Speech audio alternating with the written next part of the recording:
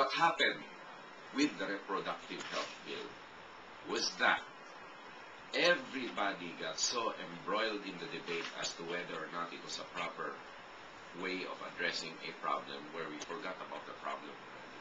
The problem continues to fester unattended because merely the debate is centered as to whether or not government should be the moral, should substitute itself for our moral guardians with what is essentially a personal choice.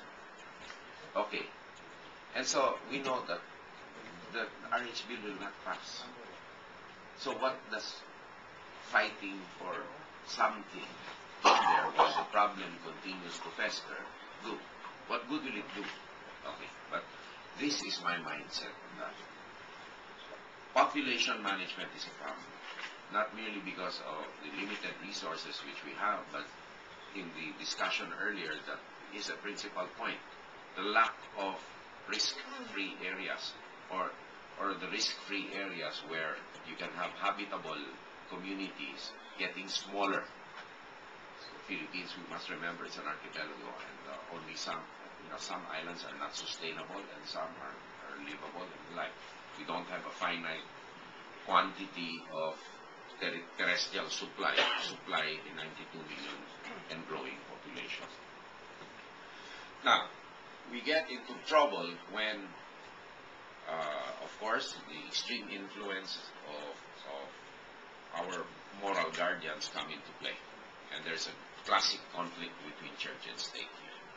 With the result being that nothing happens because of the fact that a law was filed and all focus is on the law rather than the problem. So let us assume and let us agree, I accept that government is not the proper moral guardian of so deeply personal a question as to whether or not we have children, as to whether or not a family must be of this size, that size, or what method do you actually to control your family, to use contraception or whatnot. That is a moral choice to be made. Having said that government is not the right moral guardian, the debate should not stop there. We cannot just say we won. Government should not intervene and forget about it.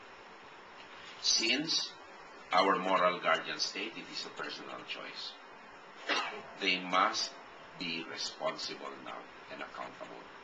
The responsibility for a growing population cannot be left in a vacuum.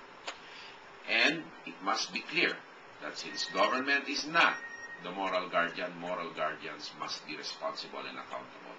And if the growth rate continues unacceptably, despite the fact that accountability must be with our moral guardians, not merely to teach us, but for results, because there's a finite limit to how much the Philippines can support or how many people the Philippines can support, then the government must step in at some point if the experiment does not succeed.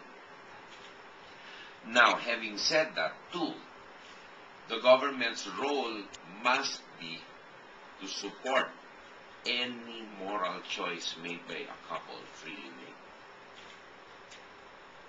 Because morality in this country differs.